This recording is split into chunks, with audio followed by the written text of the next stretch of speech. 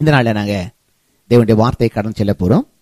நான் சில நாட்களாக தொடர்ச்சியாக நாங்க பேசிட்டு வரோம். அதாவது பெருக்கத்தின் பிரமாணம், அதை குறித்து தான் நாம் பேசுறோம். பெருக்கத்தினுடைய ஒரு பிரமாணம், அதனுடைய பெருக்கத்தினுடைய பிரமாணம் என்ன, அது என்ன அர்த்தம்? ரைட்டா? தேவன் மனுஷனை உண்டாக்குவதற்கு முன்னதாகவே தேவன் இந்த பிரமாணத்தை வைத்து விட்டார். சரியா? நீங்க வாசிகள் ஆதியாகமம் 1, ஆதியாகமம் 1ஆம் அதிகாரம், ஆதியாகமம் 1ஆம் அதிகாரம் 28வது வசனம்.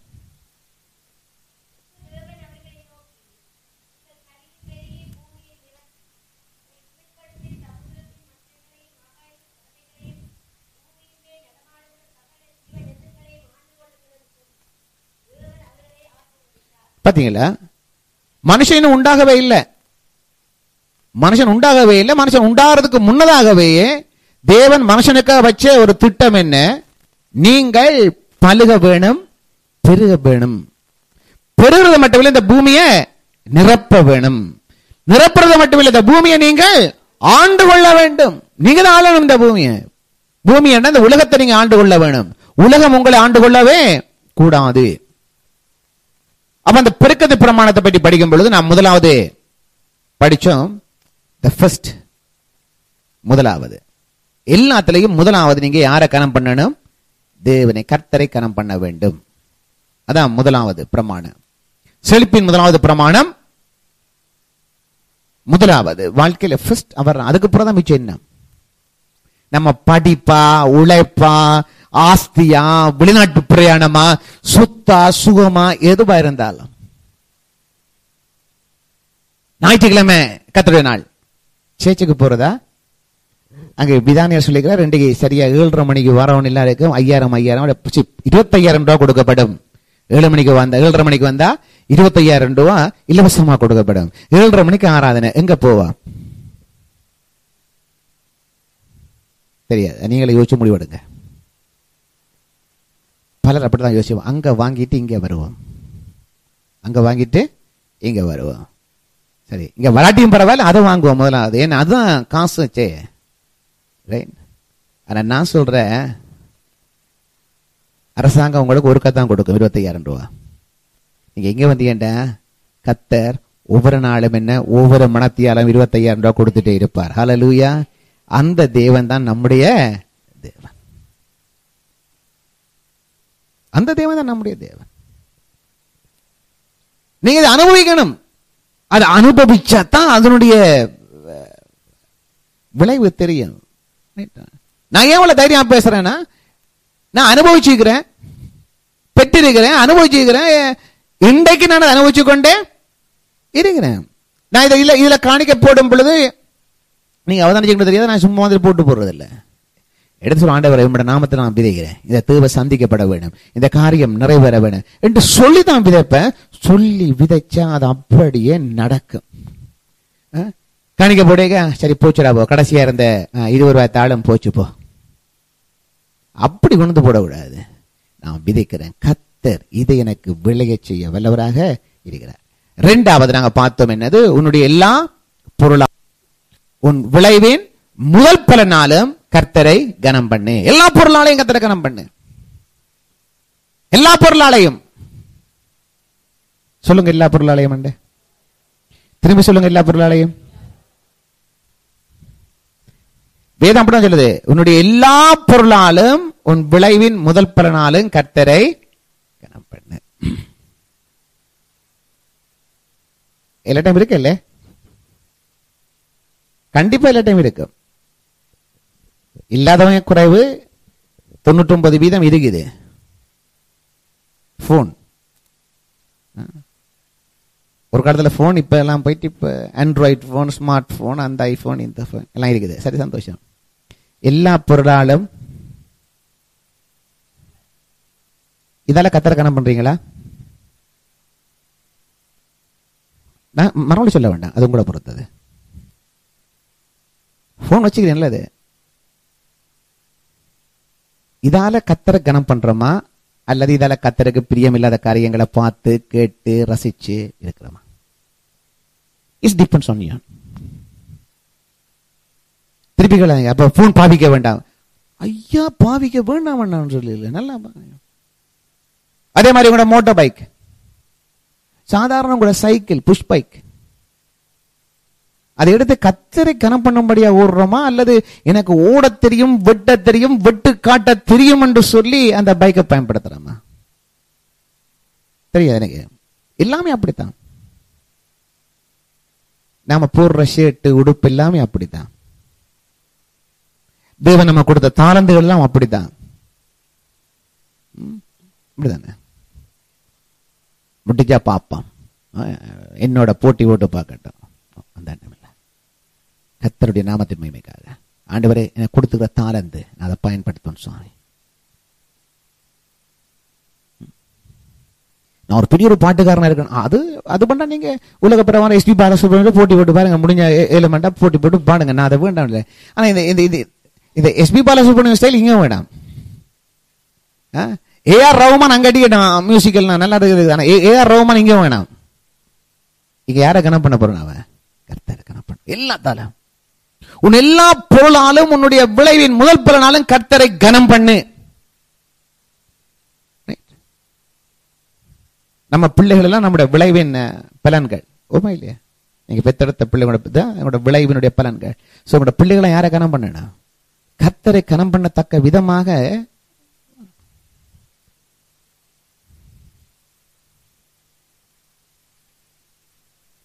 நாங்க கால் எடுத்தேன். மத்தியானம் சேச்சால போன பிறகு என்னுடைய மகனுக்கு கால் எடுத்தேன். சரியா? ஞாயிற்றுக்கிழமை கால் எடுத்தேன். அவர் எடுத்தார். அப்பா வேண்டான்னு காய்ச்சேன். நான் அவன்கிட்ட கேட்ட முதலாவது கேள்வி என்ன தெரியுமா? சேர்ச்சுக்கு போனியா? ஏன்ப்பா இல்லை கேட்குறேன். சேர்ச்சு போனேன்னா இப்ப நாங்க சேச்சால வந்திருக்கிறோம். அப்பா போயிட்டு மழை பெய்தாம நல்ல இப்ப நல்லா மழை கொஞ்சம் விட்டு இப்ப இறுகிய நல்லா மூடி இருக்குது. மழை பெய்ய போதான். சரிங்க, மழை பெய்யுது. Right, okay. சாப்பிட்டியா? இல்லை சாப்பிட போறான். Okay, right, very good. நான் பின்னர் சர்வீஸ் போகணும். ஃபோன் கட் பண்ணியாச்சு. ஐயா அவனுக்கு குடும்பமாகி அவனுக்கு ஒரு பிள்ளை இருக்குது. ஜூட் ஒரு மாதிரி பாக்குறான். பூலனைக்கு ஒரு பிள்ளை இருக்குது. இவர் இப்போ பூலனைக்கு கம்போட்டி கொண்டிருக்கிறாரு. ஹலோ, அவருக்கு பிள்ளை இருந்தானே, பேர பிள்ளை இருந்தானே, எனக்கு பிள்ளைதான். நான் விசாரிக்க வேண்டியது என்னுடைய கடமை. முதலாவது கல்வி சேர்ச்சுக்கு போனியா? கத்தரை தேடினியா? முதலாவது இட்ஸ் வெரி இம்பார்ட்டன்ட். அதான் முக்கியம். தேவனை கனம் பண்ணணும். இரண்டாவது சொன்ன. மூன்றாவது, உன்னை பெற்ற தாயின் தகப்பனையும். இதை கேட்டாலே பிரச்சனை வந்துடும். நான் கேட்கல, ஆனா உங்களுக்கு தெரியும் கனம் பண்ணீங்களா இல்லையாண்டு. சிலர் மாறியா சொண்டு கசிரிக்கிறாங்க. ரைட், விளங்கினா சரி. நாம் அவங்களை கனம் பண்ணணும். பண்றேன்னா அதான் தப்பா சொன்னேன். அனைவருக்கும் நிறைய பிரச்சனை இருக்குது. இந்த கனம் பண்ணுங்கிறத உடனே எங்களுக்கு ஒரு எண்ணம் பாருது. இப்ப அம்மா அப்பாத்துக்கு தோல்ல வச்சு கொண்டு தெரியும் நான் சொல்லல. அட்லீஸ்ட் அவங்களை கொடுக்குற மரியாதையை கொடுக்கப்பா. அதைத்தான் நாங்க இருக்கிறது. வேதம் அதான் சொல்லுது. கத்தருக்கு பயப்படுறவன் பாக்கியவான். கத்தருக்கு பயப்படுறேன்னா ஏதோ ஆமிகாரன் வந்து நிக்கிறான், தோக்கோட நிக்கிறான்னு சொல்லி விழுந்து கிடந்து அந்த பயம் இல்லை. அவருக்கு மரியாதை கொடுக்கிறது. அவர் யார்? என் சிருஷ்டி கத்தர், என் அப்பா, என் தகப்பன். நான் அவரை கனம் பண்ணணும். ஹலோ, கத்தரை கனம் பண்ணது. அடுத்தது நான் சொன்னேன்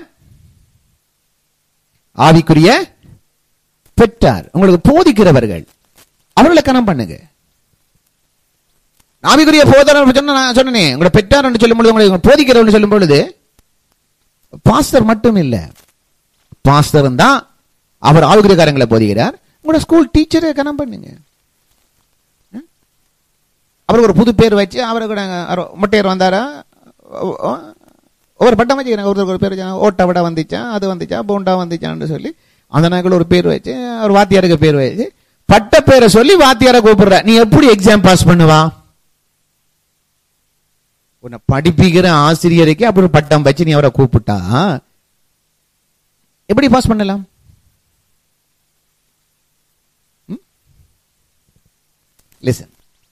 இதெல்லாம் சின்ன சின்ன விஷயங்கள், நீங்க நினைக்காதீங்க. அதான் பகடிக்குள்ளார ஐயா, இந்த பகுடி தான் விபத்துல கொண்டு போய் முடிகிறது, அழிவுல முடியும். ரைட்? வேதம் என்ன சொல்லுது? கர்த்தர் சொன்னார், இன்னொரு மனுஷன் என்ன செய்யக்கூடாது, அவன் குருடன் இருந்தாலும் கூட என்ன செய்யக்கூடாது, அவனை பகுடி பண்ண கூடாது. ரைட்டா? சக மனிதன் அவன் என்ன போல ஒரு மனுஷன் தான், அவனை பேடி பண்றது கொண்டுமே இல்லை. சொன்ன கடைசியாக இன்னொரு காரியம் சொன்ன, எதை பற்றி சொன்ன? ஏழைகளை விசாரிக்கிறது. ஏனென்றால் தேவனுடைய திட்டம் தெரியுமா, இந்த பூமியில ஏழைகள் இருக்க கூடாது. அதான் தேவனுடைய பிரமாணம். பெருக்கத்தின் பிரமாணம் என்ன?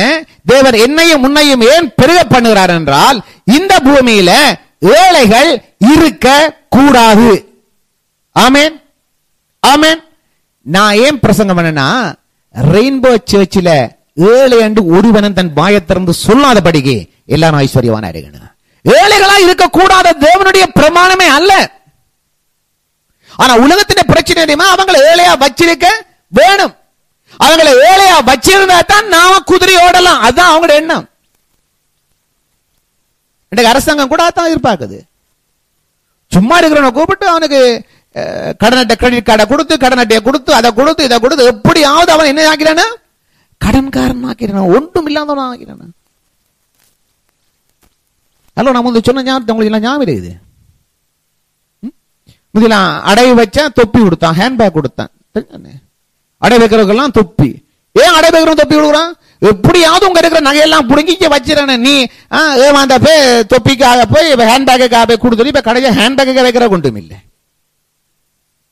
நான் சொன்ன அப்ப சொன்னேன், கடைசியா நீங்க எல்லாம் தொப்பியோட நிப்பியல். சரியோ, பேங்க் வாசல்ல வெயில்ல அவன் தொப்பியை போட்டுட்டு போய் நிப்பியல். அவ்வளவுதான், ஒன்றுமே இருக்காது. தேசம் நம்ம எப்படியாவது ஏழையாக்கணும் தான் பார்க்குது. அரசாங்கம் உங்களை ஏழையாக்கணும் பார்க்குது. ஆனால் கர்த்தர் ஒருவர் தான் உங்களை ஐஸ்வர்யவானாக வேண்டும் என்று சொல்லி அவர் எதிர்பார்க்கிறார். ஹல்லேலூயா. யாரும் இன்னும் சொல்லலாம், யாரும் என்ன வேண்டாலும் போதிக்கலாம். சரியா? நான் பைபிள் உள்ளதை நான் போதிக்கிறேன். மற்றவன் போதிக்கிறத பற்றி எனக்கு பெரிய கவலையே கிடையாது. மற்ற மக்களோ மற்ற சபைகளோ மற்ற ஊழியக்காரர்களோ என்ன சொன்னாலும் எனக்கு பற்றி எனக்கு கவலை இல்லை. வேதம் என்ன சொல்லுகிறதோ அதை நான் போதிக்கிறேன். நீங்கள் ஏழைகளாக இருக்கக்கூடாது. நான் கடந்த வாரம் எல்லாம் பேசிட்டு வந்தேன், ஞாபகம் இருக்கா? நிறைய வசனம் எல்லாம் காட்டினேன், நீதிமொழி எல்லாம் புரட்டி காட்டினேன். ஏன்னா தேவன் சொல்ற ஏழை இருக்கவே கூடாது. அதான் தேவனுடைய பிரமாணம். நீ நானும் ஒரு பொழுதும் ஏழையாக, we should not be live in poverty. We have to live in abundance, in increased life, overflowing life. அதான் தேவன் தாவீதை பார்த்து சொன்னார், என் பாத்திரம் நிரம்பி இருக்கிறேன்னு சொல்லல, என் பாத்திரம் நிரம்பி வழிகிறது. நிரம்பி வழிகிறான்னு சொன்னா இனி இடம் இனி வச்சிருக்கலாம், அது அள்ளி கொடுத்துறானும். ரைட்டா? அவ்வளவுக்கு தான் நம்மை ஆசீர்வதிக்கிறவர். சரி, இன்றைக்கு பார்ப்போம். திரும்பிக் கொள்ளுங்க என்ற வசனம். சரியா? நீதிமொழிகள் 14:31 போவோம். நீதிமொழிகள் 14ஆம் அதிகாரம் 31ஆம் வசனம் எடுத்து வாசிக்கலாம்.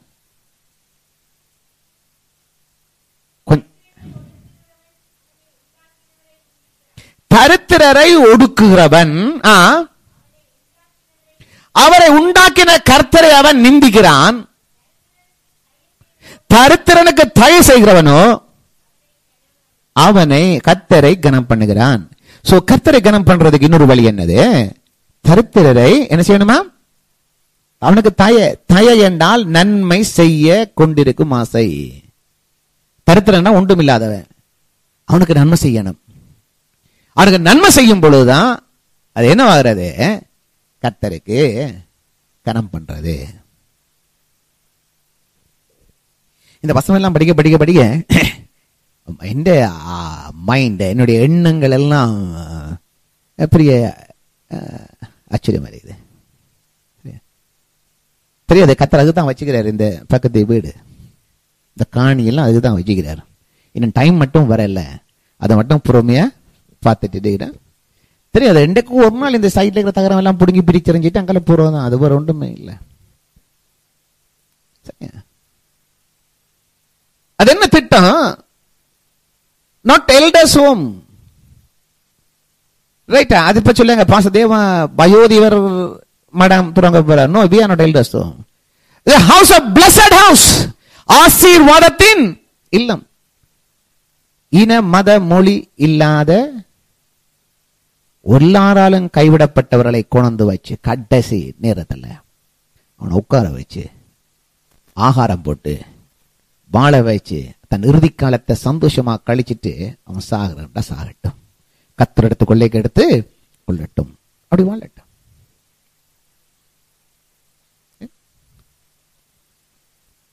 நான் இதை பற்றி ஒரு அம்மாவோட காட்சி கொண்டு வந்தேன். நான் சொன்னேன் இப்படிதான் பிளான் இருக்குது. அவங்க கிட்ட எப்ப துவங்க போறீங்க என்ன தெரியல, சீக்கிரமா துவங்கலாம், கத்தர் பலி திறந்தா துவங்கலாம். நாங்க இவ்வளவு அன்பா கேக்குறீங்க என்னன்னு, இல்ல திறந்தா நான் வந்துடுவேன் அங்க.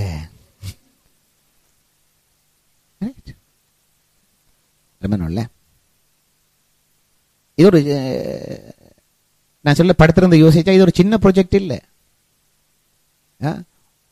வேணுமே தான் 3 நாளைக்கு சோறு போடலாம்.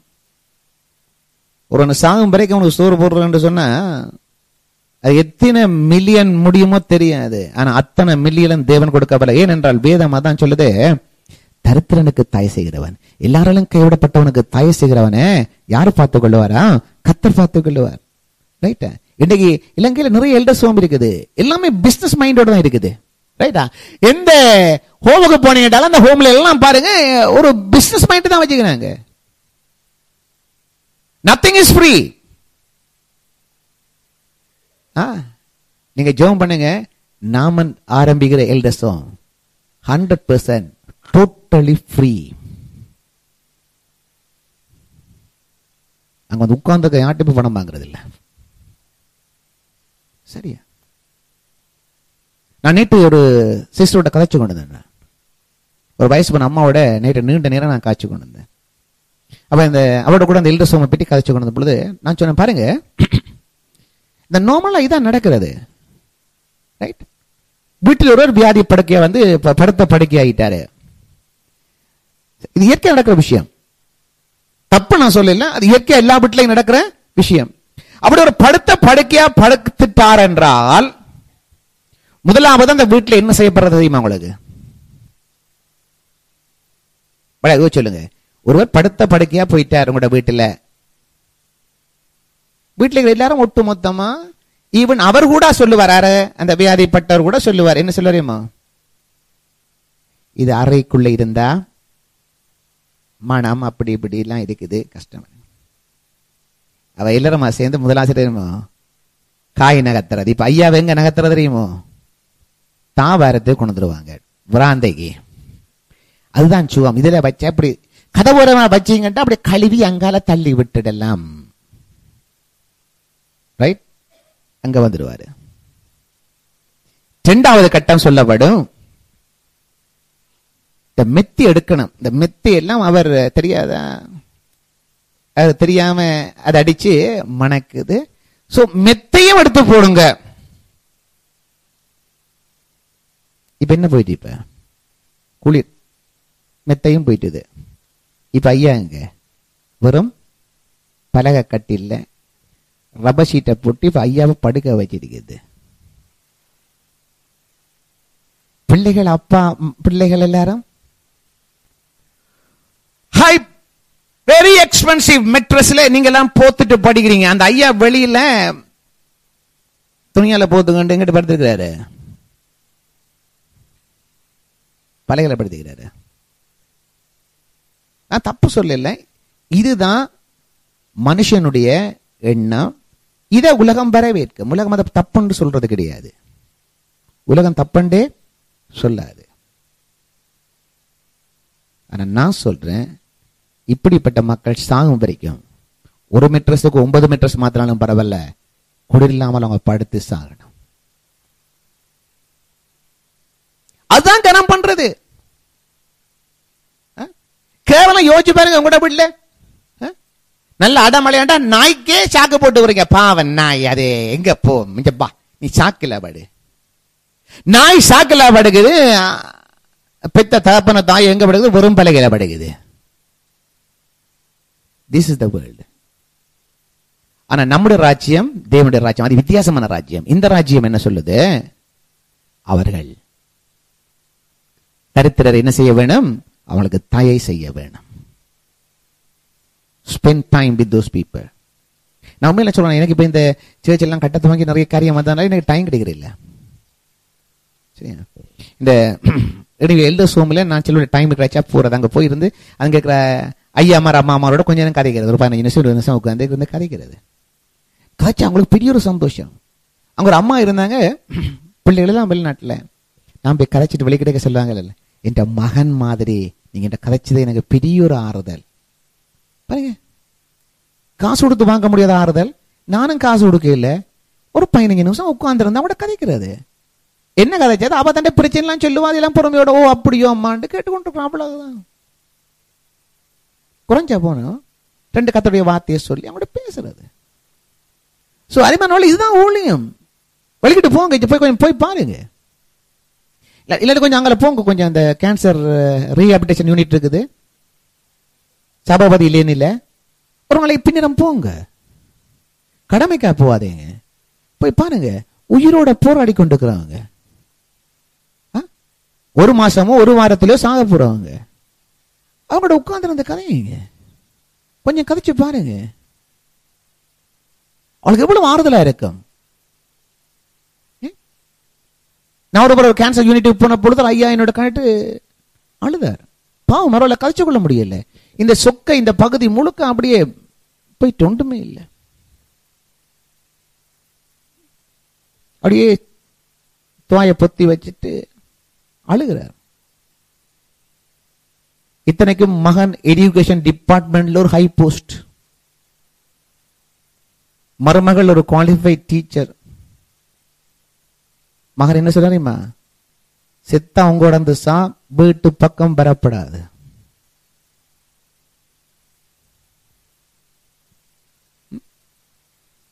அந்த சமாதி விழுந்த அந்த பூக்கொண்டு வச்ச அந்த கட்டில குந்தி கொண்டு இருக்கிறாரு. நானும் போய் அவர பக்கத்துல குந்தி இருந்து காய்ச்சி கொண்டு இருக்கிறேன். இவருக்கு என்ன உதவி செய்யலாம்? சாப்பிடுறாங்க.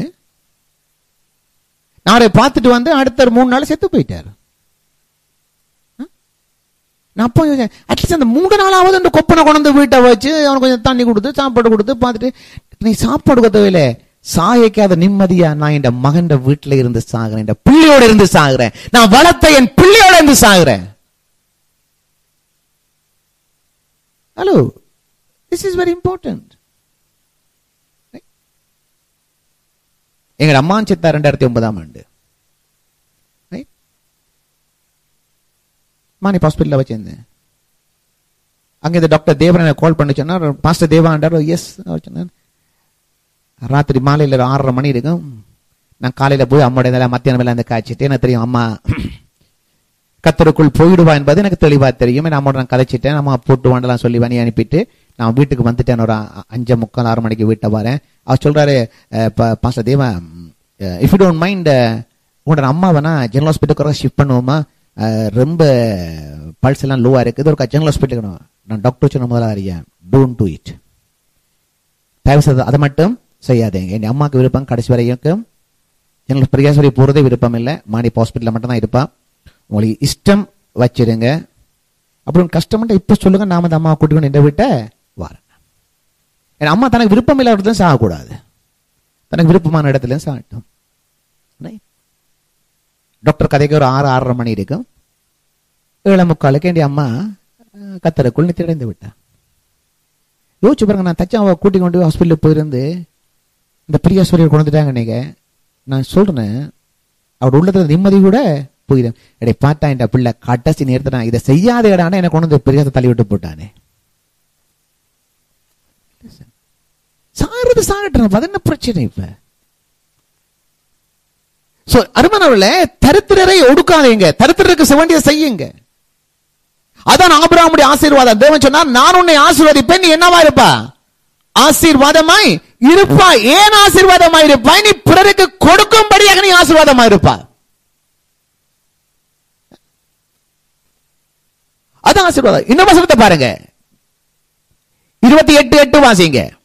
நீதிமொழிகள் 28:8.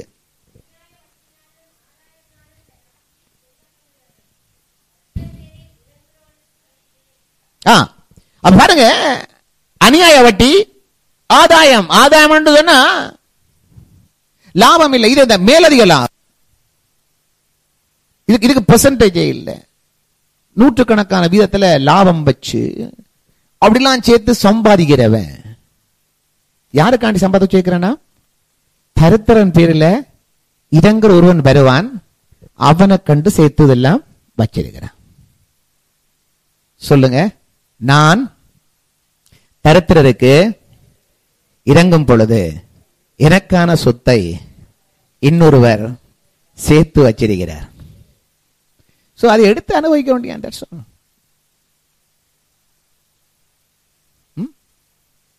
நான் தான் சொல்றேன், நீங்க எல்லாம் சேர்த்து சேர்த்து சேர்த்து வச்சு கடைசியா நீங்க மண்டையை போட்டுருவீங்க. அது பிற்பாடு யாரோ ஒரு இடத்துல செய்ய போறான். ஒன்றில் அவன் தரித்திரத்தை பயன்படுத்துவான், இல்லாம போன உதவாக்கார வந்து என்ன செய்யும், அதை எடுத்து 3 மாசத்துல ஒட்டு மொத்தமா செலவழிச்சு போட்டு போடும். அவ்வளவு. அதை சொன்னான், கஷ்டப்பட்டு ஒருவன் இங்கு பணத்தை சேர்க்கிறான், அதை கஷ்டமின்றி வேறொருவன் செலவு செய்கிறான். அதான் மாயே உலகம். ஒருவன் கஷ்டப்பட்டு கஷ்டப்பட்டு சேர்ப்பான், அங்க வருவான், ஒரு கஷ்டம் இல்லாமல் அள்ளி பிசுக்கி போட்டு கடைசி அவனும் தரித்திரனாகி ஒன்றும் இல்லாம போயிடுவான். சோ அருமையானவர்களே, தேவனுடைய நோக்கம் என்ன? இங்க தரித்திரர் இருக்கக்கூடாது, ஏழைகள் இருக்கக்கூடாது, வறியவர்கள் இருக்கக்கூடாது. அதான் தேவனுடைய திட்டம். சரியா? ஏன்னா அதான் பெருக்கத்தினுடைய ஒரு நிபந்தனை. சரியா? நீதிமொழி 29:7 பாருங்க. 29:7.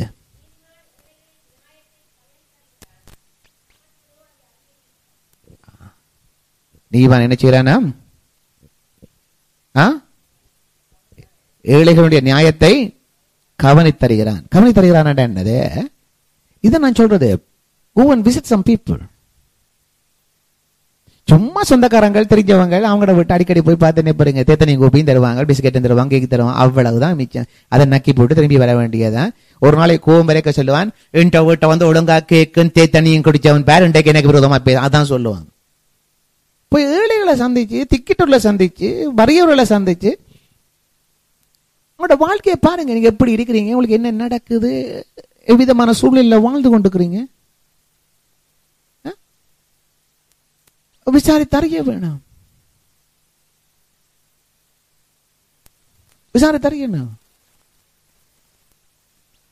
இப்ப நான் இருக்கே ஒரு கால் வந்து நான் எடுத்து போன் பண்ண, ஒரு சகோதரி எடுத்து கால் பண்றாங்க, பாஸ்டர் உடம்பெல்லாம் வலிக்குது, கஷ்டமா இருக்குது, எனக்காண்டி ஜெபம் பண்ணுங்க. எங்கட சபையை சேர்ந்தவங்க இல்ல. நான் கேட்டேன், ஏன் நீ உங்களோட பாஸ்டர் இருக்கிற? அவரோட எடுத்து கதைக்கலாம், அவர் எடுத்தவொடனே பேசுவார். உங்களுக்கு இந்த நாளும் வியாதியும் பருத்தம் தான் வேற. அவ என்ன கிடைக்கிறாங்க, நான் ஒருவங்களை ப்ரே பண்றேன். நான் இழக்க போறேன்னா ஒன்றுமே இல்லை. சோ அருமையான தேவனுடைய சொன்னாமே, நீ ஒன்றை புரிஞ்சுக்கொள்ளுங்க. இந்த ஏழைகள் டிக்கெட் கொஞ்சம் விசாரிங்க. எதிர்பார்க்க எல்லாரும் வந்து உங்கள்கிட்ட சொல்லுவாங்க எதிர்பார்க்காதீங்க. நீங்க இறங்கி போய் அவங்கள விசாரிங்க, அவங்க எப்படி இருக்கிறாங்க. விசாரிக்கிறேன்னா நீங்க அள்ளி கொண்டே கொடுக்கணும் அவசரம் இல்லை, கொஞ்சம் விசாரிங்க. So good. இந்த இனி வரப்போற காலம் எல்லாம் கிறிஸ்துமஸ் நியூ இயர்லாம் வரப்போகுது. போய் பாருங்க, உங்களுக்கு தெரிஞ்ச சொந்தக்காராக்கள், தாத்தா பாட்டி அப்படி கொஞ்சம் பேர் இருப்பாங்க, வயசு போனாக்கள். போய் அவங்களை கொஞ்சம் ஜஸ்ட் ஒரு ஹேவ் விசிட் அண்ட் கம், போய் விசிட் பண்ணி எப்படி இருக்கிறீங்க பார்த்துட்டு வாங்க. அவங்க விசாரிங்க. அதான் வேதம் என்ன சொல்லுது, யாக்கோபு 1:27 வாசிங்க. சபையை குறித்து பேசப்படுகிறது, நம்ம பக்தியை குறித்து அது பேசப்படுகிறது. ரைட்? தேவன் சொல்றா, இதுதான் மெய்யான பக்தி என்கிறாரு. யாக்கோபு 1:27. இப்படி இருக்க கடைசி பர்த்த புத்தகம்.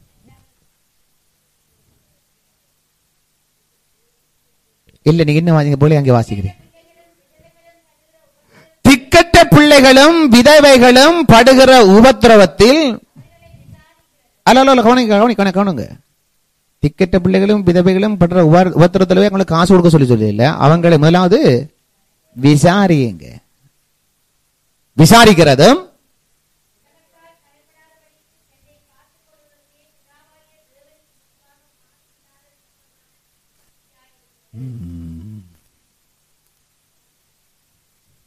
எங்கட பக்தியை பாத்தீங்களா? எங்க இருக்க பக்தி இருக்கத்தான் வேணும், பாடணும், ஆராதிக்கணும், நல்லது. அதுக்கு அநேக கிறிஸ்தவர்கள் இந்த பாட்டு ஆராதனை பண்ணிட்டாங்க. பாடியாச்சு, ஆராதிச்சாச்சு, சேர்ச்சுக்கு போயாச்சு, வந்தாச்சு, முடிஞ்சதா பாட்டு? இல்ல. அடுத்த பகுதி உடைய விசுவாசத்தை கிரியல் எங்க காண்பிக்கணும்? திக்கற்றவர்கள், விதவைகள், கைவிடப்பட்டவர்களை போய் அவர்களை விசாரிக்கிறது. பணக்காரனை போய் விசாரிப்பார்கள், வசதி உள்ளவனை போய் விசாரிப்பார்கள். நாம ஒரு கம்பெனில வேலை செய்தோம்னா அந்த மேனேஜிங் டைரக்டரை போய் விசாரிப்போம். சார் பிரைஸ் லார்ட், சார் எப்படி இருக்கீங்க? ஃபைன். ஆனா அதே ஸ்தாபனத்தில் அங்க ஒரு குப்பை கொட்டுறவன் இருப்பான். குப்பை கூட்டுறவன், குப்பை அள்ளுறவன் அங்க ஒருவன் இருப்பான். அவனை எப்ப பார்த்து குட் மார்னிங், பிரைஸ் லார்ட், எப்படிப்பா இருக்கிறா, சாப்பிட்டியா, நல்லா இருக்கா, உன்னோட மனைவி பிள்ளை நல்லா இருக்கிறாங்களா கேட்டோம்னா,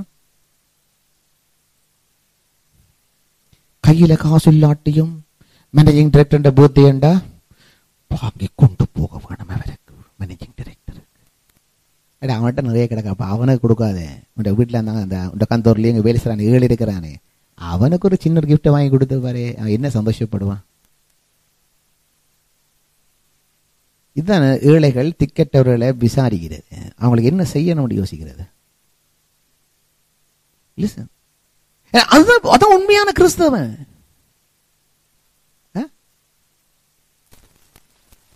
இயேசுவை குஷ்டரோகியை கண்டோன்னு என்ன செய்தாரா? கூப்பிட்ட பொழுது குஷ்டரோகியை கண்டு மனதுருங்கி அவங்கள அணைச்சு கொண்டார். பைபிள் இருக்கா? இங்கேயாவது வாச்சிங்களா? இயேசு சுவாமி பிரதான ஆசிரியரை கண்டவுடன் ஓடி போய் அவரை ஆற தழுவி 2 பேரும் முத்தமிட்டு கொண்டார்கள். வேதபாரகர் பரிசேயரை கண்டவுடன் இயேசு ஓடி போய் அவர்களை அணைத்துக் கொண்டார். எங்க போனார்? தெருக்களிலும் வீதிகளிலும் கிராமங்கள் பூர்வம் எங்க போனாரு? திக்கற்றவர்கள், ஏழைகள், கைவிடப்பட்டவர்கள், வியாதியஸ்தர்கள். ஆனபடியத்தான் என்ன நடந்தது? இயேசுக்கு பின்பாக எப்பொழுதும் என்ன இருந்தது? ஒரு திரள் கூட்டம் ஜனம் இருந்தது. வேதபாரக பரிசேயர் ஆசாரியர் பின்னுக்கு போயிருந்தா, நான் சொல்றேன், நம்ம பாசையில சொன்னா ஒரு நேதன்னும் வந்திருக்காது. சாரி, ஆனா தேவன் யாருக்கு பின்ன போனார்? திக்கிட்டவர்கள், ஏழைகள், வியாதியஸ்தர்களை தேடி போனார். ஆனமனால் இருந்தது ஒரு கூட்டம், திரள் கூட்டம் எப்பவுமே இருந்தது. நீங்க நினைக்கிறீங்களா 1-2 பேரா? இல்ல. சின்ன உதாரணம், 5000 புருஷர் மட்டும், பஞ்சாதி பிள்ளை சேர்த்தா 10,000 பேர்.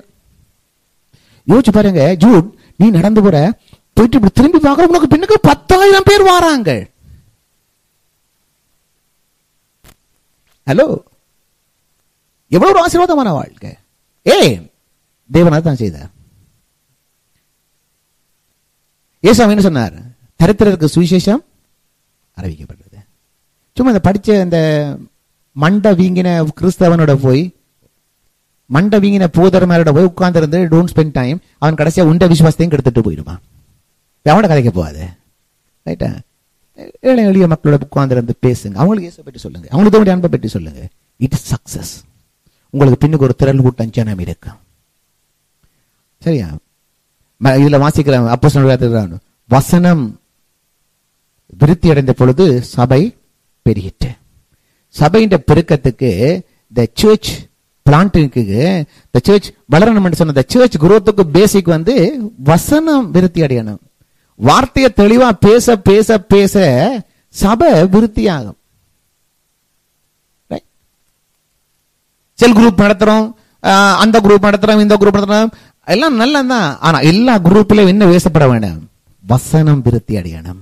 இந்திய வாழ்க்கையில, உங்களுடைய வாழ்க்கையில தேவனுடைய வசனம் விருத்தி அடையணும். அது விருத்தி அடைஞ்சா உங்களோட வாழ்க்கை விருத்தியாகும், பெருகும். So spend much time Bible எடுத்து வச்சு வாசிங்க.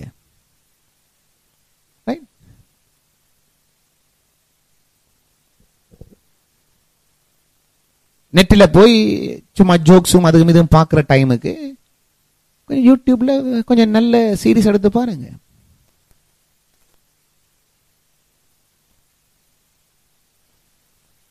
எத்தனை நல்ல பேர் இருக்கிறாங்க, எடுத்து பாருங்க. எல்லா பிரசங்கமா நான் சொல்லலாம், அருமையான தேவனுடைய பிரசங்கமா இருக்கிறாங்க, எடுத்து பாருங்க.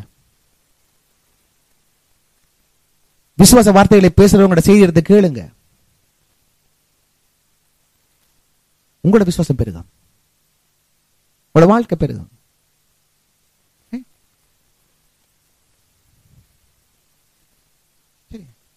சும்மா போயிட்டு பைத்தியாரங்கிட்ட எல்லாம் கேட்டுக்கொண்டு இருக்காதீங்க.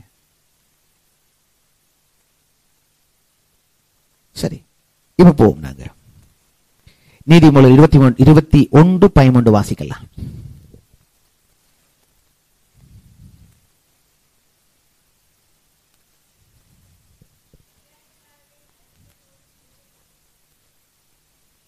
நீதிமொழிகள் 21:13.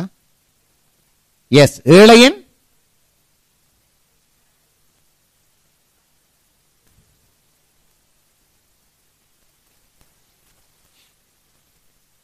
கர்த்தாவே கர்த்தாவே அண்டோ பதிலே இல்ல பாருங்க. கர்த்தாவே இறங்கு வேண்டாம், ஒன்றும் இல்லை. 7 நாள் உபவாசம் பண்ணினோம், 21 நாள் உபவாசம் போட்டோம், தண்ணியே குடிக்காம உபவாசம் பண்ணினோம். பரத்திலிருந்து ஒரு சத்தமும் பெற இல்லை, பெறாது. ஏழையின் கூக்குரலுக்கு தன் காதை அடைத்துக் கொண்டவனுடைய விண்ணப்பத்தை கூட கர்த்தர் நிச்சயம் மாட்டாரா? நீ கத்தரும் போது அவர் கேட்கவே கேட்க மாட்டார். நீ சொல்லலாம், ஆண்டவரே நம்மள புள்ளி ஆண்டவரே, நம்மள புள்ளி ஆண்டவரே, நான் நீதிமான ஆண்டவரே. ஏழையின் குரலுக்கு காது கொடுக்காதோ என்னடா நீதிமாயா? ஏழை திக்கற்றவன் ஒருவன் உங்கள்ட்ட உதவிக்கு நாடி வந்தா அதை செய்யுங்க. அவன் யாருன்றது பிரச்சனை கிடையாது. அவன் கிறிஸ்தவன் இருக்க வேண்டிய அவசியம் கிடையாது. ஒருவனோட உதவிக்கு வந்தீங்கன்னா, ஐயா எனக்கு இது கஷ்டமா இருக்குது, do it. அதான் பேர சொல்லுது, அந்நியரை உபசரிக்கிறவர்கள் கர்த்தரை தேவதூர்ல கூட என்ன செய்றாங்களா? உபசரிக்கிறேன். அவன் முன்ன பின்ன தெரியாம இருக்கட்டும், அவன் கொஞ்சம் உபசரிங்க. அவனுக்காக நான் சொல்லல ஃப்ரைட் ரைஸும் பிரியாணியும் வாங்கி கொடுக்க சொல்ல இல்ல. நீ சாப்பிடுற பான்ல ஒரு துண்டை பிச்சு அவனை கூட சாப்பிட்டு போட்டும்.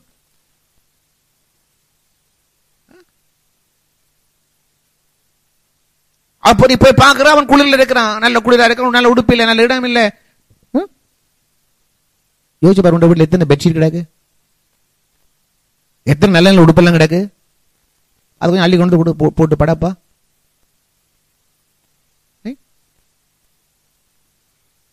எடுத்து கொடுத்துருங்க. அதை வச்சிருக்காரு, அதை வச்சிருந்து என்ன பண்ண போறீங்க? கொடுத்துருங்க. அப்போது படுக்கட்டும், அவன் குளிர் கொஞ்சம் குறையட்டும். இதான் ஆசீர்வாதம். இந்த ஏழைக்கு இறங்கணும். இன்னைக்கு அநேக பேர் ஏழைக்கு இறங்குறது இல்லை. ஏழையை பத்தி கவலையே கிடையாது. சுயநலத்தோட வாழ்ந்துட்டு இருக்கிறான். இன்னும் அந்த ஏழைட்ட போய் என்ன புடுங்கலாம் புடுங்க வந்துருவான்.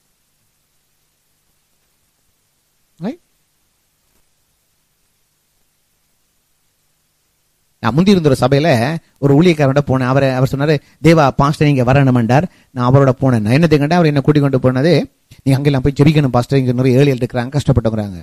உண்மையிலே அவங்க ஏழைகள் தான். நாளாந்தம் தோட்டத்துல வேலை செய்துட்டு வராங்க. அப்போ ஒரு நாள் பின்னர நாம போயிருந்தோம். என்னோட வந்தவர் வந்தார், ஒரு கதையும் இல்லை. நான் புதுடா அந்த ஊழியக்காரனை பார்த்துட்டு இருக்கிறேன். இப்போ மாறிகள் தோட்டத்தால என்ன மாதிரி தோட்டம் போகுது, அவன் தோட்டத்துல கூலி விளையிறாங்க.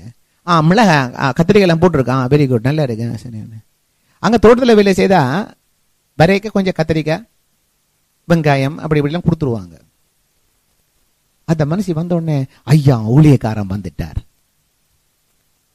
என்று சொல்லி அந்த பேக்கில இருந்து கொஞ்சம் கத்திரிக்காய் கொஞ்சம் வெங்காயம் மிளகாய் எல்லாம் பொறுக்கி நான் பார்த்துட்டே இருந்தேன். சரி, நல்லது.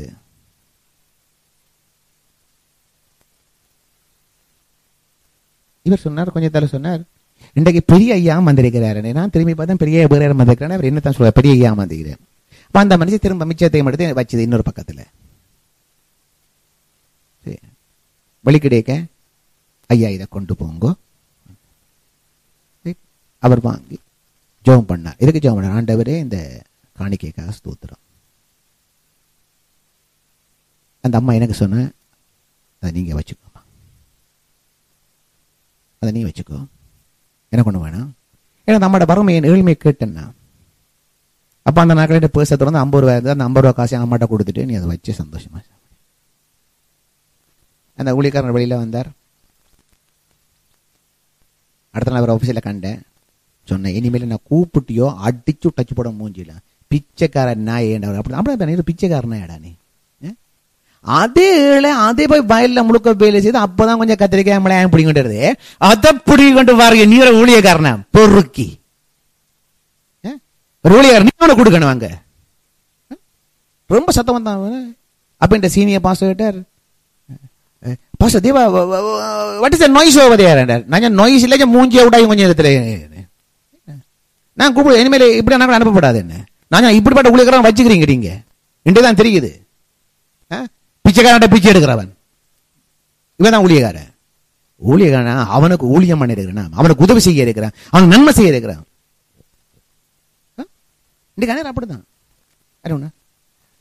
நிறைய கோழி குஞ்சு நிக்குது. என்ன ஐயோ சாந்தாக்கும் கோழி குஞ்சுண்டா சரியான விருப்பம் பாருங்க.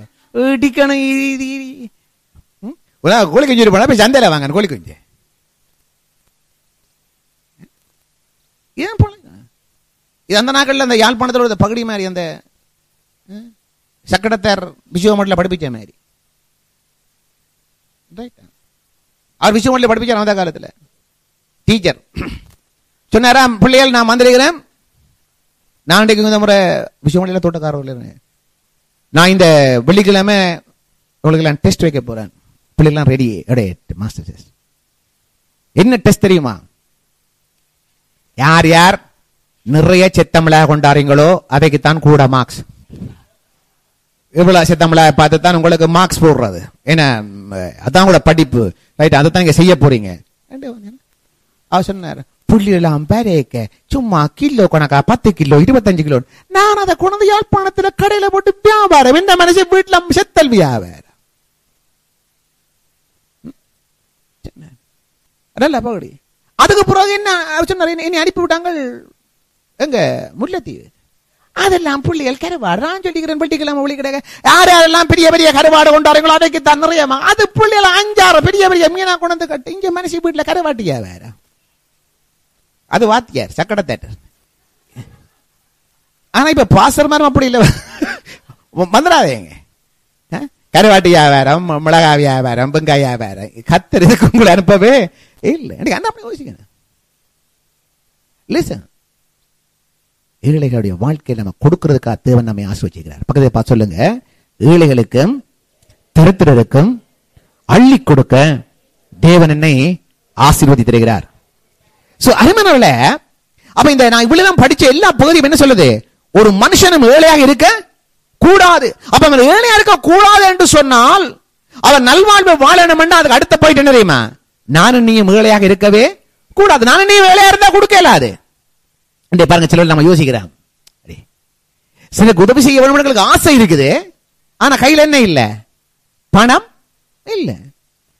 அவனோட கஷ்டத்தை பார்த்து எங்களுக்கு வேதனையா இருக்குது. அவங்களுக்கு ஒன்று செய்து கொடுக்கணும் என்று யோசிக்கிறேன், ஆனா செய்து கொடுக்கறது கையில பணம் இல்ல. செய்து கொடுக்க வசதி இருக்க அந்த பணத்தை வச்சுக்கொண்டு நாம வாழ்றது இல்ல. அப்ப ஏழைகள் திக்கெட்டவர்களுக்கு நம்ம ஏதாவது செய்யணும்டா கத்தத்தை கேட்கணும். ஆண்டவரே, என்னை ஐஸ்வர்யா நான் மாற்றும், ஆண்டவரே என்னை செழிப்புள்ள நான் மாற்றும். அப்பதான் இவங்களுக்கு கொடுக்கலாம், அப்பதான் இவங்களுக்கு செய்யலாம். செய்யணும் ஆசை இருக்குது, நல்லதுதான். எனக்கு மட்டுமில்லை, என்னோட சக ஊழியர் ராஜ்குமாரோ, ஜோனி பேர்டோ, கைதனோ எல்லாருக்கும் ஒரு ஆசை இருக்குது. இந்த ஹோம வாங்கணும், நடத்தணும் ஆசை எங்கள்கிட்ட இருக்குது. ஆனா பிரச்சனை கையில் என்ன இல்லை? பணம் தான் இல்லை. அது வந்தா நாம நடத்தலாம். சிலர் சொல்லுவாங்க, உங்களுக்கு எப்போ வழியில் அந்த பண்றீங்க. அது இல்ல வேதம் சொல்றாரு, முதலாவது உங்களுக்கு என்ன இருக்குன்னு தெரியுமா? ஒரு நாளும் ஏழு என்ற எண்ணம் உங்களுக்கு வரக்கூடாது. ஏன்னா உங்களுக்கு ஏழு என்ற எண்ணம் வந்தா நீங்க கடைசி வரையும் கொடுக்க மாட்டீங்க. நீங்க அது யோசிக்கணும், கர்த்தரின் ஐஸ்வர்யம் நான் மாத்திடுறார். ஆமென். நான் தேவனுடைய பிள்ளை. அதான் காலையில நான் சொன்னேன், இங்க பேசல, தேவ ராஜ்யத்தை பற்றி சொன்னேன். தேவ ராஜ்யத்தின் ஒரு பிரின்சிபல் என்ன தெரியுமா? பிலிப்பியர் 4:19, என் தேவன் தம்முடைய ஐஸ்வர்யத்தின்படி உங்கள் குறைவுகள் எல்லாம், என் குறைவுகள் எல்லாம் மகிமையிலே கிறிஸ்துவுக்குள் நிறைவாக்குறவர். சோ நான் அதை சிம்பிளா சொன்னா, என் தேவன் தன்னுடைய ஐஸ்வர்யத்தின்படி என் குறைவுகள் எல்லாம் நிறைவு செய்கிறவர். இந்த குறைவை வைத்து தேவன் எனக்கு நிறைவு செய்கிறவர் அல்ல, அவர் தன் ஐஸ்வர்யத்தின் அடிப்படையில தான் எனக்கு உதவி செய்கிறார். ஹல்லேலூயா. அதான் பரலோக ராஜ்யம். சோ நீ ஏழை இருக்க முடியாது. ஏன்னா அவர் ஐஸ்வர்யம் இருக்க முடியும், ஏழை இருக்க முடியாது. நான் ஏழை, ஏழை இல்ல, நீங்க தேவன் பிள்ளை. இப்ப கையில காசு இல்லாம இருக்கலாம், ஆனா காசு முக்கியம் இல்லை. ஆனா அந்த நோக்கத்தை செய்ய தேவன் தர வல்லவராக இருக்கிறார். நீங்க ஆசீர்வாதமா வாழ தேவன் வச்சுக்கிறார். சோ அருமையான நீ ஏழை நோக்க வேணாம். எப்பவுமே நமக்கு என்ன இருக்கணும், ஏழைகளுக்கு கொடுக்கிற ஒரு எண்ணம் உண்டாக வேண்டும். அதாவது நான் சொல்றேன் உங்களுக்கு, நான் ஏழைக்கு உதவி செய்ய வேண்டும் என்ற எண்ணம் உங்களுக்கு வந்து விட்டால் நான் சொல்லுகிறேன், அடுத்த நிமிஷம் நீங்கள் ஐஸ்வர்யவனாக மாற ஆரம்பிப்பீர்கள். ஹல்லேலூயா, ஹல்லேலூயா. நான் ஏழைக்கு திக்கற்றவனுக்கு உதவி செய்ய வேண்டும் என்ற ஒரு எண்ணம் வந்து விட்டாலே போதும், நீ ஐஸ்வர்யவனாய் மாறி விடுவா. ஏன்னா அந்த எண்ணம் வந்துருச்சா, நீ விதைக்க போற. விதைக்க விதைக்க கர்த்தர் என்ன செய்ய போறார், அறுவடை செய்ய கொடுக்க வல்ல இருக்கிறார். சரியா, வாசிங்க, ஒரு வசனம் வாசிக்கலாம். சரியா, நம்ம போகலாம், அடுத்த வாரம் தொடரலாம். சங்கீதம் 115 போம். சங்கீதம் 115.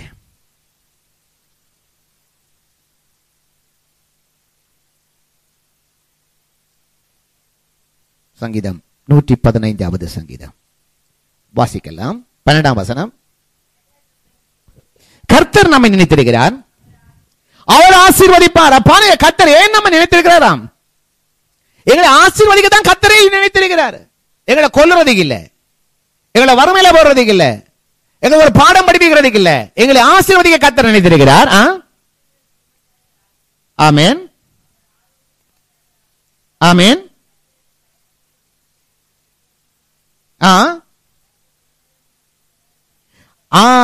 அவர் ஆசீர்வதிக்கிற மட்டுமல்ல, அவர் உன்னையும் உன் பிள்ளைகளையும் வர்த்திக்க பண்ணுகிறவர், இன்கிரீஸ் பண்ணுகிறவர். தேவன் எண்ணமே என்ன, நீ நானும் இன்கிரீஸ் இருக்கணும், பெருக்கமா இருக்கணும், பெருகி இருக்கணும். அதான் தேவன் வாஞ்ச, ஒடுங்கி தருத்தரா இருப்பதில்லை. சரியா, அருமையானவர்களே, இந்த பெருக்கத்தின் தேவன் நம்மோடு இருக்கிறார். இதுக்கு ஒரே ஒரு பிரமாணம் என்ன, விதைப்பும் அர்ப்பம். ஆதியாகமம் 1:11 வாசிங்க. ஆதியாகமம் 1:11. சில வாசம் ஆதியாகமத்தில் சில ஆதியாகமம் முதல் 3 அதிகாரம் உங்களுக்கு பாடமா இருக்கணும், ஃபிங்கர் டிப்ஸ்ல. ரைட். பூமியானது புல்லையும் விதையை பிறப்பிக்கும் பூண்டையும், பூமியின் மேல் தங்களுடைய விதையுடைய கனிகளை கொடுக்கும் தங்கள் ஜாதிகளை உடைய கனி விருட்சங்களையும் முளைப்பிக்க கடவது. அது அப்படியே ஆயிட்டு. அப்ப தேவன் சொல்றாரு, அந்தந்த ஜாதியின் படி பெருக்கம் உண்டாகும். தேவனுடைய ஆசீர்வாதம் என்ன, அந்தந்த ஜாதி. நீ எதை விதைக்கிறாயோ அது உண்டாகும். பயப்படாதீங்க. நீங்க தேவனுக்கென்று பொருளாதாரத்தை பணத்தை விதைச்சீங்கன்னா அது அறுவடையில வரும், பணமா வரும். மனுஷன் எதை விதைக்கிறோன்னு அதை அறுப்பான். சோ நீங்க வேதத்துல வசனம் இருக்குது, ஏழைக்கு கொடுக்கிறவன் கர்த்தருக்கு கடன் கொடுக்கிறான. ஏனோக்கு பத்திய நாமவே கர்த்தருக்கு கடன் கொடுக்கிற அளவுக்கு தேவன் நாம ஆசீர்வாதமாக்கி வச்சுக்கிறாரு. இல்லையா? பாருங்க, சில சின்ன பிள்ளைல இருக்கே, நாம கொடுத்த காசு நாம சேர்த்து வச்சிருப்பாங்க. அந்தரத்துக்கு காசு இல்லையோன்னு அம்மா அங்க போறது, பிள்ளைட்டு தான் போறது. சேர்த்த காசுலத்தா பிள்ளை சொல்லும், இந்தா உனக்கு 15 ரூபாய் கடனாத்தாரன் திருப்பி தர வேணும். பாருங்க, நம்ம காசியே நம்ம பிள்ளை வச்சு நமக்கு என்ன கொடுக்குதாம், கடனா கொடுக்குது. அதையே நாம என்ன செய்யறோம், திருப்பி கொடுப்போம். எப்படி கொடுப்போம் தெரியுமா, அது 15 ரூபாய் 50 ரூபாய் கொடுப்போம், வச்சுக்கோ அப்படியாண்டு. அதான் வேதம் சொல்லுது, ஏழைக்கு இறங்குறவன், பைபிள்ல சொல்லி இருக்குதோ, பணக்காரனுக்கு உதவி செய்தவனுக்கு கத்தர் கணக்கில் வைப்பாராண்டு. அது கணக்கிலேயே இல்லை. ஆடம்பரத்துக்கும் ஐஸ்வர்யவானுக்கும் நீ என்ன கொண்டே கொடுக்குறியோ அது கணக்கில் வரவே வராது. அது விழலுக்கு ரச்ச நீர். ஏழைக்கு கொடுக்கிறவன் கர்த்தருக்கு கடன் கொடுக்கிறான், கர்த்தர் அதை அவனுக்கு திருப்பி கொடுப்பார். ஏனென்னா இன்றைக்கு அநேகமான திருச்சபையில் இப்படி ஒரு போதனை இருக்குது. போதிச்சிருக்கிறாங்க, கேட்டு இருக்கிறேன், மக்கள் வந்து சொல்லி இருக்கிறாங்க.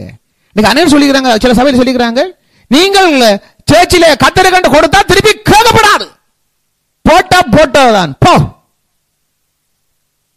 திருப்பி கேட்கப்படாது. அது விளங்குதோ விளையாடி அதை பற்றி நீ கேட்க, ஹலோ, அது ரொம்ப தப்பு. நீ விதைச்சா அது அறுவடைக்கு திருப்பி வரும். நீ மனுஷன் கொடுத்தா அது வர பிரச்சனை. நீ கர்த்தருக்கு கொடுக்குறியா, கர்த்தர் திருப்பி தர வல்லவராக இருக்கிற. நீ கர்த்தர் சொல்ல, ஆண்டவரே நான் ஏழைகளுக்கு விதைச்சிக்கிறேன் சுவாமி, அதை வரணும். அவரது கடனோட திருப்பி என்ன செய்வாராம்? வட்டி இல்ல, முதல் இல்ல, அது 30 மடங்கு 60 மடங்கு 100 மடங்கு 1000 மடங்கு அதை பெருக்கி தர வல்லவராக இருக்கிறேன். அது எதுவா இருந்தாலும் அது பெருகும். நம்ம சில வேல்வெட்டு துறைக்கு போறோம், அவள் கொஞ்சம் தூரமான தேசம் தான் போறோம், அவர் 30 கிலோமீட்டர் 35 கிலோமீட்டர் போறோம். நான் சொல்றேன், இப்ப சந்தோஷமா அதை விதைங்க.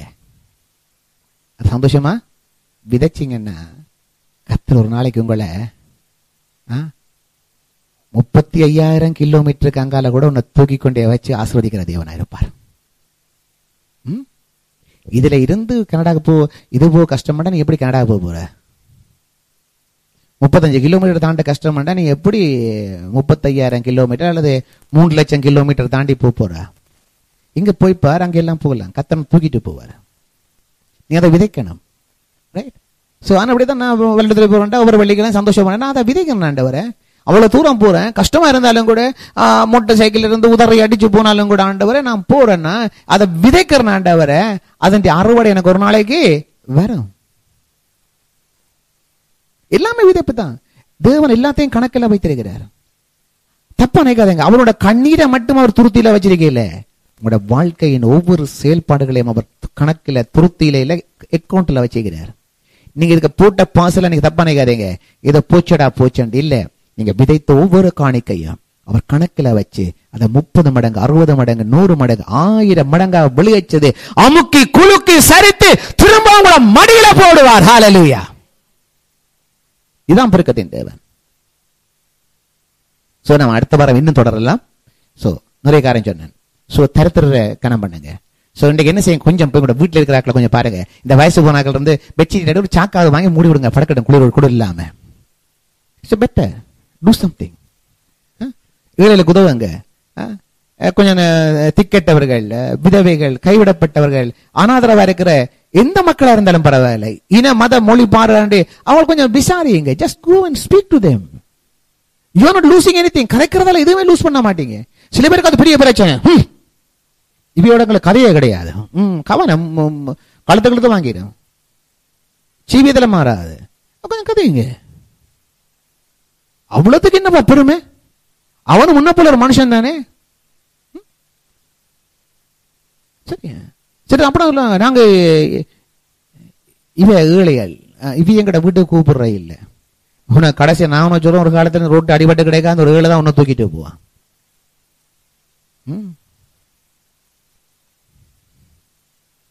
நீ தச்சன் ரோட்ல அடிபட்டு காயப்பட்டு ரத்தம் ஒழுகுது. இப்ப நான் சொல்றேன், வெரி எக்ஸ்பென்சிவ், தி பிராண்ட் நியூ கார் வாங்கின ஐஸ்வர்ய வாரம் புத்த கார், ரத்தம் ஒழுகுது. எத்துவா நீ புகார் இல்ல தம்பி ஹோட்டல் ஏத்துங்க, இதுல ஏத்தாத கார், நான் கார் கழுவணும், எனக்கு எவ்வளவு பிரச்சனை.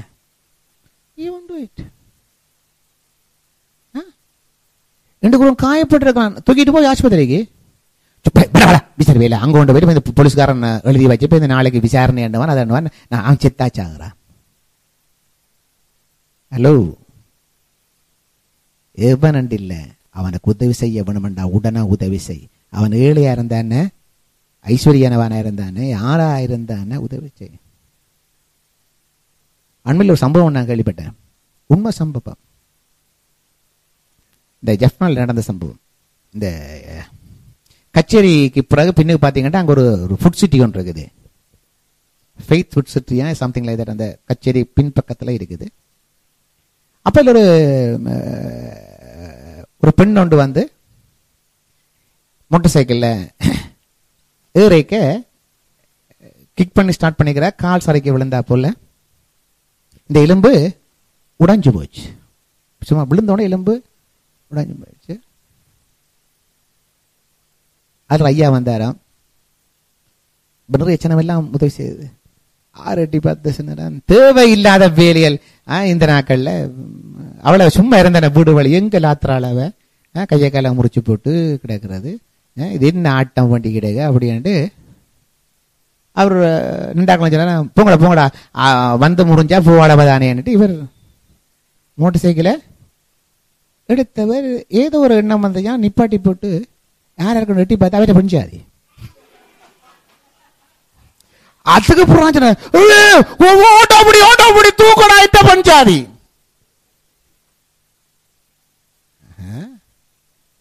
பஞ்சாதி கண்டா அப்படிதான் எல்லாரும் விட்டு போயிருப்பா. வீட்டை நீ விட்டுட்டு போயிருப்பா, யாரும் தூக்கி ஆஸ்பத்திரியில போட்டு. இது அண்மையில ஒரு இன்னொரு ஊழியக்காரன் சொன்ன காய்ச்சா தேவா பாசம் இப்படி நடந்திருக்குது. இதான் உலகம். பஞ்சாதி அழுகுறாரு, எல்லாரும் வாங்கோ தூக்குங்கோ. ஓட்டல சொன்னா மெல்லமா தூக்குங்க, நோ போதாவாக்காண்டு. இதுக்கு மேல் பியா விட்டு போன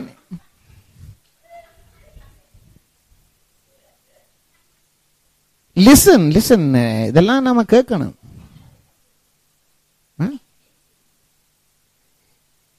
அந்த என்னோட காய்ச்சி போர் சொன்னார், இவர் வந்து ஒரு 15 நிமிஷம் காய்ச்சி வந்துருப்பாரு ரெண்டு எல்லாரோடையும்.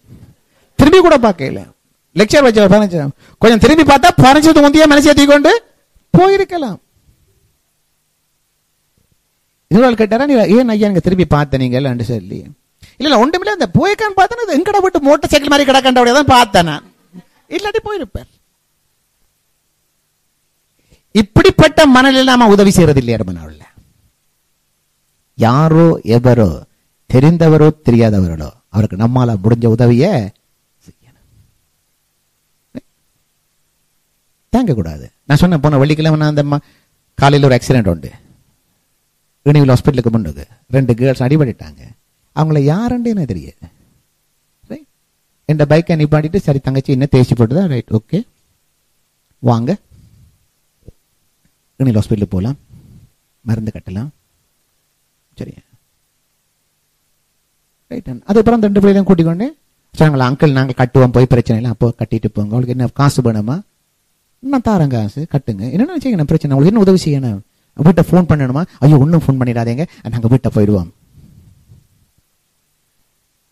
இப்ப என்ன குறைஞ்சு போச்சு எனக்கு. இப்ப அவங்களுக்கு தெரியாது, பக்கத்து ஹாஸ்பிட்டல் இருக்கிற அவங்களுக்கு தெரியும். இதுதான் நாம ஏழைக்கு செய்ற உதவி. யாரா இருந்தானே பரவாயில்ல, அவனுக்கு செய்ய வேண்டிய உதவி. அது பொம்பளை பிள்ளையா இருந்தாலும் ஆம்பளை பிள்ளையா இருந்தாலும் எவனா இருந்தானே, கிழவனோ குமரனோ யாரா இருந்தாலும் நம்ம செய்ய வேண்டிய கடமை அதுதான்.